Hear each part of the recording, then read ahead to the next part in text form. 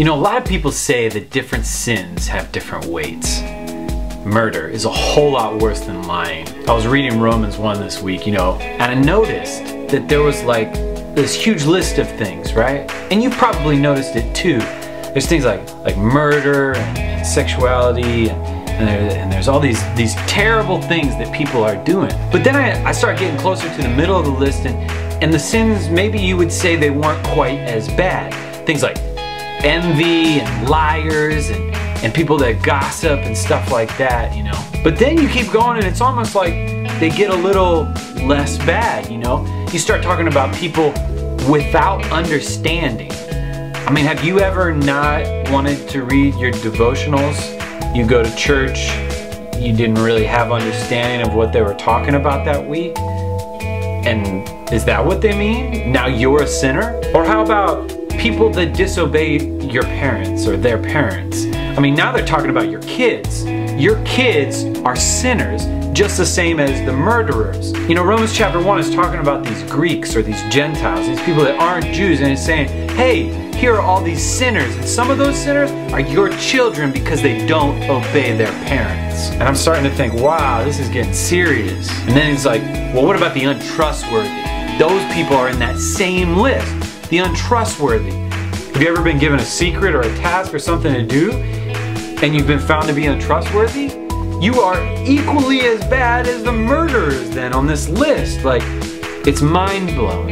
Jesus tells a parable in Luke chapter 18. And then you keep going through the chapter and you get to the next chapter and he's like, well, what about all of those people who sit back and they're like, wow, okay. At least I'm not like the people that were listed on that previous list, because those people... He says 2 men went up in the temple to pray. One a Pharisee and the other a tax collector. Those people are the real sinners. The Pharisee stood and prayed with himself, God, I thank you that I'm not as the other men are. I'm not the real sinner. In fact, I've been given a message, a special message. I'm a special people with a special message for a special time. I fast twice in the week and I give tithes of all that I possess. Thank the Lord for that, and thank the Lord that I'm not like those people. Extortioners, unjust, adulterers, or even as this publican. Because those people are terrible, and there's no way I want to be like those people. And he starts saying, but you who think that way are worse than those people. And you keep going and you get down to chapter 3 and he's like, not only are you worse, but you both are saved by the exact same thing. It doesn't matter what color you are, it doesn't matter what race you are, it doesn't matter what caste or class you are, it doesn't matter where you came from. And the tax collector. Everybody is saved the exact same way. So there's no rich people getting like special saving. They're like, oh, I'm saved this way. I don't know how you poor people do things, but this is how I'm saved. Standing off in the corner. Every person is going to be saved. Beat his chest, saying, God. By one person who was the only righteous person. Romans 3 said, there is none righteous.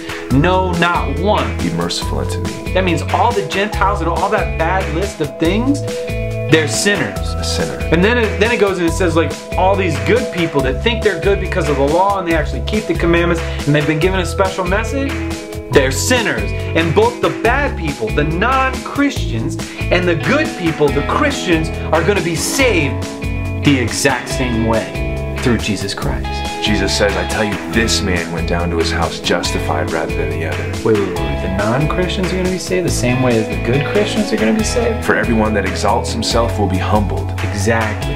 Everybody gets saved the exact same way through Jesus Christ. There's nothing special in this scenario except for Jesus Christ. And he who humbles himself will be exalted. There's this brilliant verse in the midst of those 3 chapters. It's Romans 2:1, and it's brilliant. It takes this idea of judgment, of the people who think they got it together, looking at the people who don't got it together. It says, whoever you judge, you condemn yourself of their sin. So let me ask you a question. So my question to you is your sin better than somebody else's? It's not. Is who are you going to judge this week?